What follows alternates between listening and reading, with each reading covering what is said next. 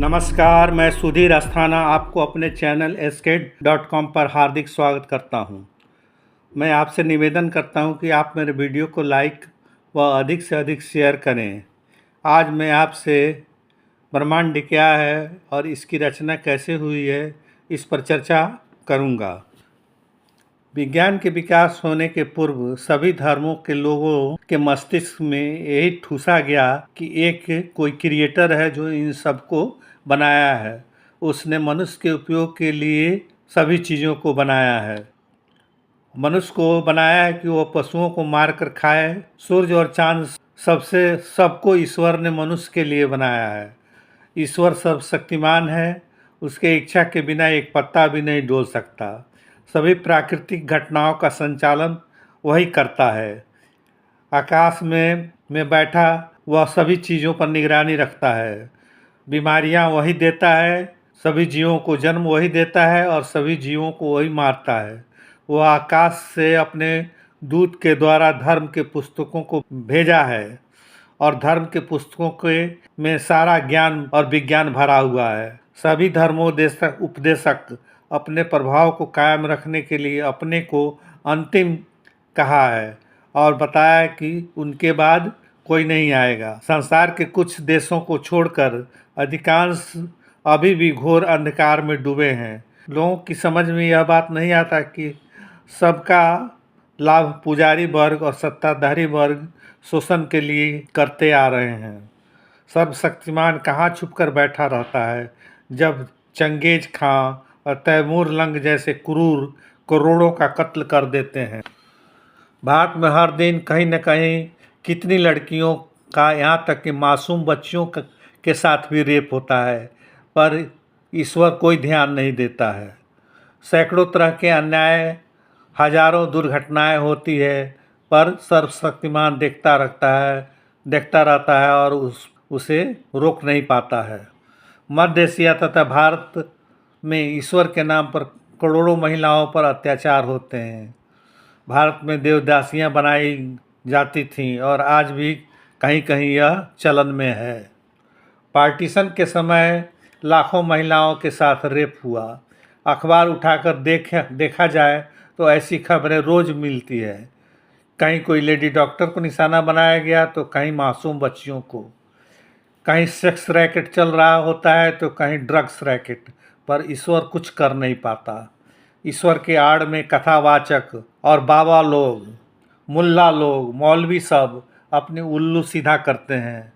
अगर थोड़ी देर के लिए मान भी आ जाए कि ईश्वर है तो क्या वो हर धर्म के लिए अलग अलग है और उसकी बातें अलग अलग होंगी और वह अलग अलग देशों में अलग अलग तरह की सजाएं देगा?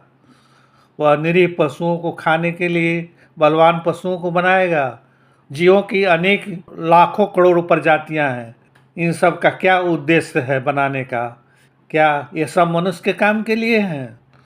क्या ईश्वर को यह नहीं सूझा कि वह एक जीव के भोजन के लिए ऐसा उपाय करे जिससे दूसरे जीव को उसकी हत्या नहीं करना पड़े, कोई जीव किसी जीव को मार कर न खा जाए? ईश्वर होता तो मनुष्य को हजारों साल बैलगाड़ी और दिए की रोशनी में नहीं रहना पड़ता।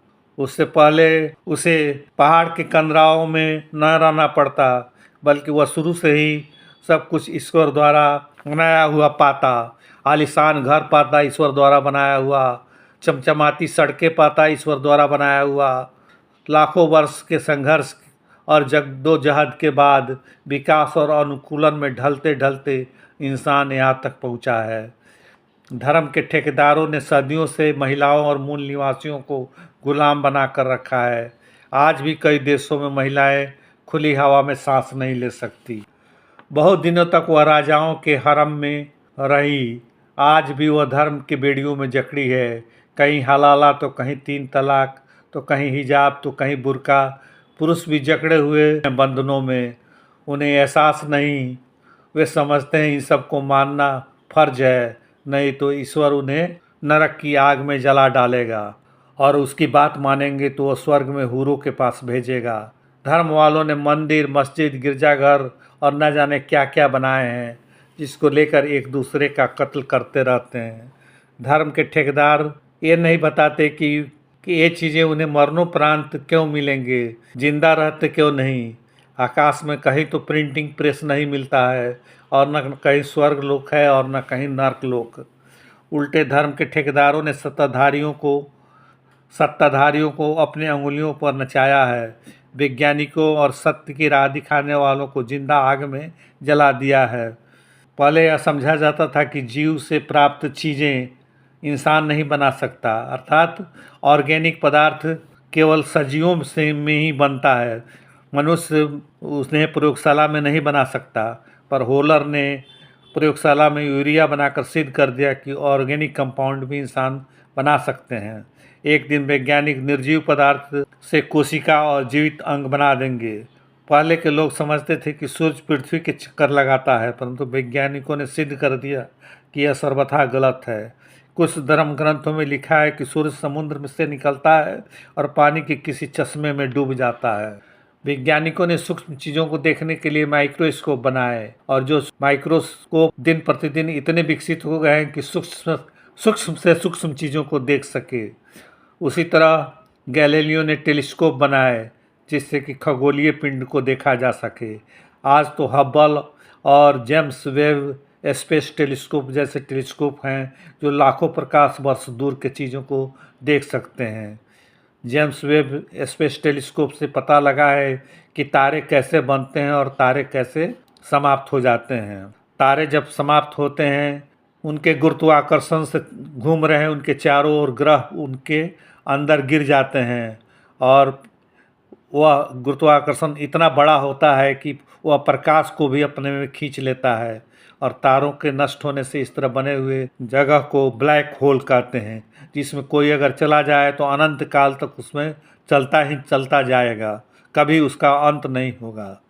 प्रकाश एक सेकंड में 3 लाख किलोमीटर की दूरी तय करता है।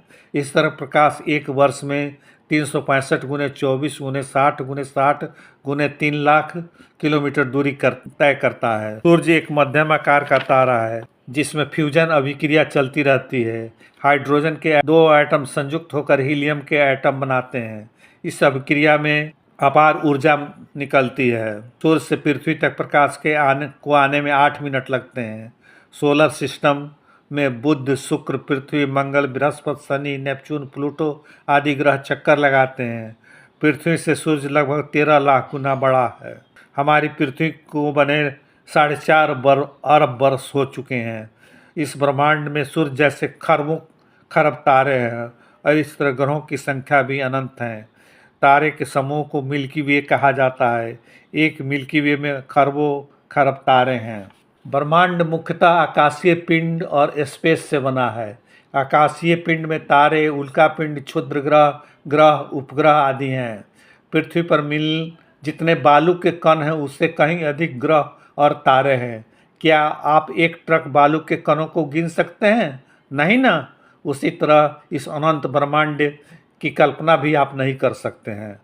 इस ब्रह्मांड में एक यूनिवर्स नहीं है बल्कि अनंत यूनिवर्स हैं, इसीलिए इसको मल्टीवर्स भी कहा जाता है। ब्रह्मांड अनंत है और स्पेस भी अनंत है, इसलिए इसे कोई क्रिएटर नहीं बना सकता, बल्कि ये सब प्राकृतिक नियमों से बने हैं। प्राकृतिक नियम जैसे ग्रेविटेशन का लॉ, मैग्नेटिक फोर्स का लॉ, मॉलिक्यूलर अट्रैक्शन फोर्स का लॉ, एनर्जी के कई रूप हैं, heat energy, electrical energy, magnetic energy, kinetic energy, potential energy इत्यादि। वैज्ञानिकों का अनुमान है कि ब्रह्मांड को बने हुए 13.5 खरब वर्ष हो चुके हैं, और प्रारंभ में एक बिग बैंग हुआ जिससे ऊर्जा का एक पिंड अनंत पिंडों में बिखर गए। फिर ऊर्जा से सब एटॉमिक पार्टिकल बना, जैसे कि इलेक्ट्रॉन, प्रोटॉन, न्यूट्रॉन इत्यादि। आज पृथ्वी पर जिन पदार्थों को हम देखते हैं, चाहे वे ठोस हो, चाहे द्रव हो, चाहे गैस हो, वे सब तत्व से बने हैं। तत्व से यौगिक बनते हैं और तत्व से ही मिश्रण भी बनते हैं। हाइड्रोजन एटम में एक प्रोटॉन और एक इलेक्ट्रॉन है।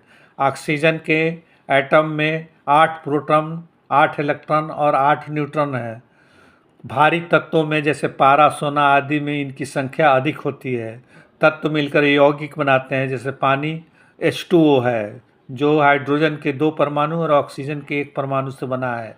अमोनिया NH3 कहलाता है, जिसमें नाइट्रोजन के 1 परमाणु और हाइड्रोजन का 3 परमाणु है।